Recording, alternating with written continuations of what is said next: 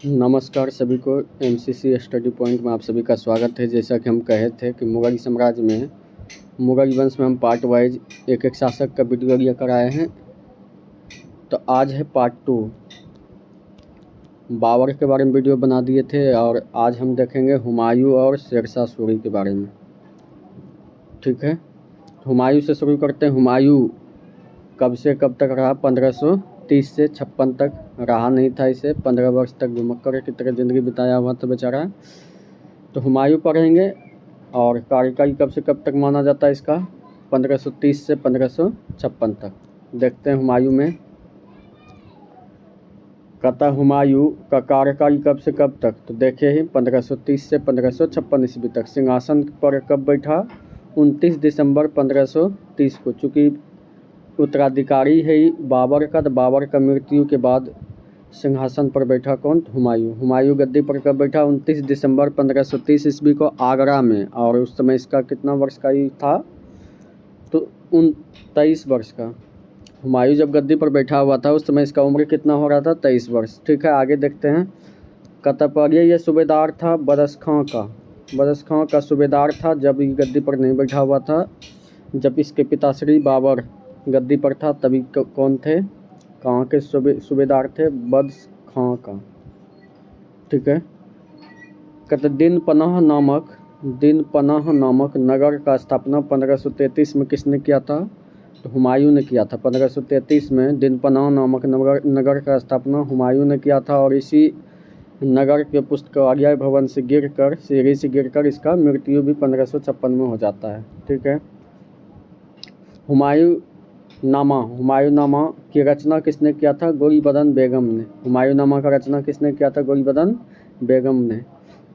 कहता ज्योतिष पर विश्वास करते थे। हुमायूं जो है ज्योतिष पर विश्वास करता था, जिसके कारण सप्ताह में 7 दिन होता है और 7 रंग के कपड़ा पहनता था ही। ठीक है, आगे देखते हैं मृत्यु। इसका मृत्यु 1 जनवरी 1556 को दिन पनाह भवन के पुस्तकालय जिसका नाम क्या है? शेर मंडल। उस पुस्तकालय का नाम क्या था? शेर मंडल। वहाँ की सीढ़ियों से गिरकर इसका मृत्यु हो जाता है 1 जनवरी 1556 ईस्वी को। हुमायूं के बारे में, हुमायूं के मृत्यु पर एक इतिहासकार अज्ञानपुरी ने कहा कि हुमायूं गिरते पड़ते इस तरह जीवन से मुक्त हो गया, ठीक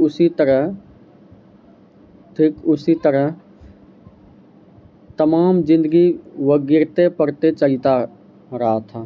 कहता हुमायूं का इसी तरह मृत्यु हो गया, सीढ़ी से गिर के, भटक के, जैसे पूरा ज़िंदगी यानी 15 वर्ष तक 1540 बलिग्राम के युद्ध के बाद वो बेचारा 15 वर्ष तक निर्वासित होकर घुमक्कर की तरह ज़िंदगी बिताया था और मृत्यु भी कुछ उसी तरह से हो गया। हुमायूं के 4 भाई थे। चारों भाइयों में राज्यों का बंटवारा कर दिया। यही इच्छा था इसका पिता का।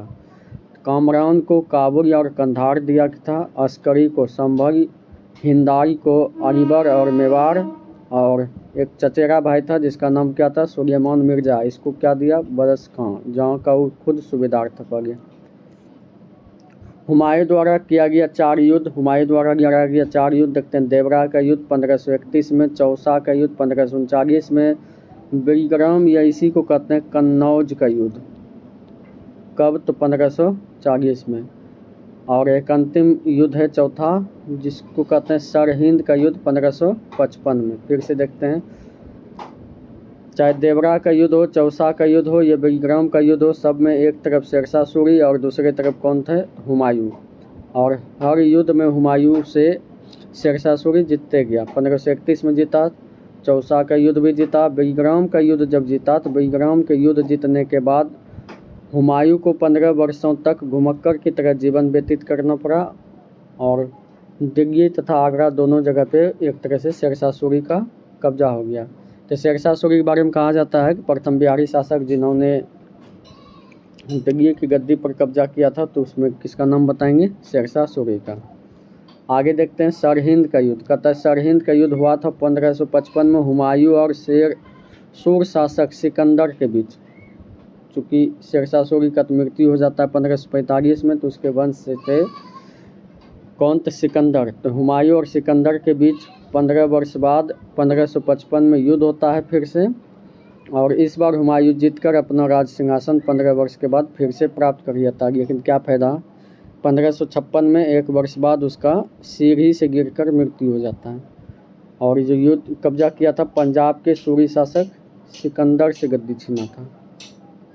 चौसा के युद्ध में देखें, चौसा का युद्ध 25 जून 1539 ईस्वी को हुआ था। इसको याद रखना है कि चौसा का युद्ध कब हुआ था, 25 जून 1539 को शेर खां और हुमायूं के बीच। किसके बीच, शेर खां और हुमायूं के बीच। विजयी कौन हुआ, शेर खां। और यहाँ पर शेर खां ने एक पदवी ग्रहण किया था शेरशाह का। पूछेगा कि किस युद्ध के बाद शेर खां ने शेरशाह का पदवी धारण किया था, तो चौसा का युद्ध।